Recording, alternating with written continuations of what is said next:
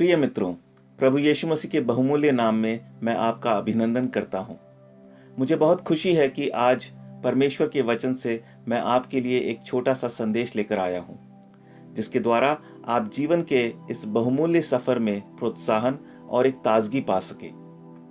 इससे पहले कि हम परमेश्वर के वचन की ओर बढ़ें, मैं आपके साथ एक छोटी सी गवाही बांटना चाहता हूं। साल 2019 के जुलाई महीने में मैंने व्हाट्सएप पर अपने सभी मित्रों को और शायद आपको भी परमेश्वर के कुछ वचन साप्ताहिक रीति से भेजने शुरू किए।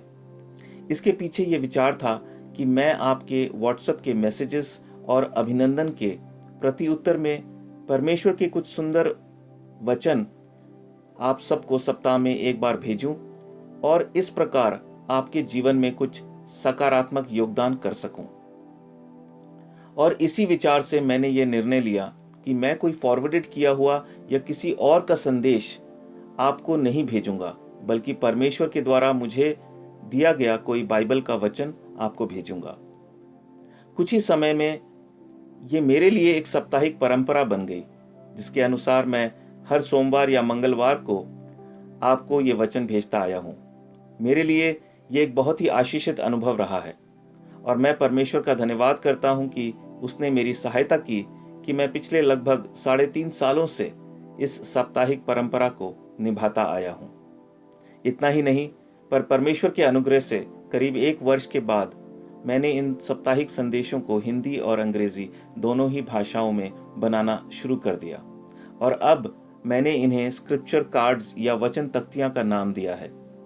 पर आज मेरा ये बोझ है कि मैं इस प्रयास में एक और नई कड़ी जोड़ दूं, और वो ये है कि मैं इन वचन तख्तियों के आधार पर कुछ विचारों को जो परमेश्वर ने मेरे हृदय में डाले हैं आपके साथ साझा करूं। आइए हम शुरू करते हैं मेरी पहली वचन तख्ती से, जो मैंने 30 जून 2020 को हिंदी और अंग्रेजी में बनाई थी।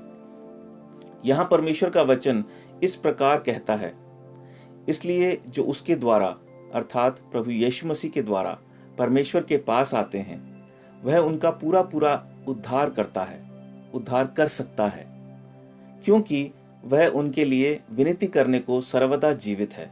इब्रानियों की पुस्तक 7 अध्याय और उसका 25 वचन। और यीशु मसीह की ओर से जो विश्वास योग्य, साक्षी और मरे हुओं में से जी उठने वालों में पहलौठा और पृथ्वी के राजाओं का हाकिम है, तुम्हें अनुग्रह और शांति मिलती रहे। वह हमसे प्रेम रखता है और उसने अपने लहू के द्वारा हमें पापों से छुड़ाया है और हमें एक राज्य और अपने पिता परमेश्वर के लिए याजक भी बना दिया। उसी की महिमा और पराक्रम युगान युग रहे, आमीन। देखो, वह बादलों के साथ आने वाला है और हर एक आंख उसे देखेगी, वरन उन्होंने जिन्होंने उसे भेदा था वे भी उसे देखेंगे, और पृथ्वी के सारे कुल उसके कारण छाती पीटेंगे। हाँ, आमीन। प्रकाशित वाक्य 1 अध्याय 5 से 7 वचन, पवित्र शास्त्र बाइबल। इन वचनों में जो सबसे महत्वपूर्ण विचार मैं आपके साथ बांटना चाहता हूं, वो ये है कि प्रभु यीशु मसीह हमें पूरा छुटकारा यानी उद्धार दे सकता है, जैसा हम इब्रानियों 7 और 25 में पढ़ते हैं।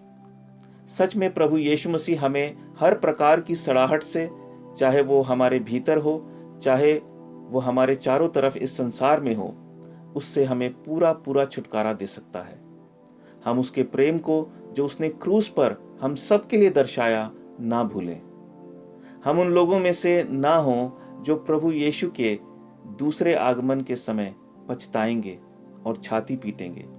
इसके विपरीत हम इस बात को सुनिश्चित करें कि हम उसके स्वर्गीय राज्य में भागीदार होंगे और शामिल होंगे और उसके साथ सदा के लिए आनंद मनाएंगे, क्योंकि पवित्र शास्त्र में इस तरह से लिखा है, हाँ, ऐसा ही होगा, आमीन। प्रभु आप सबको बहुतायत से आशीष दे।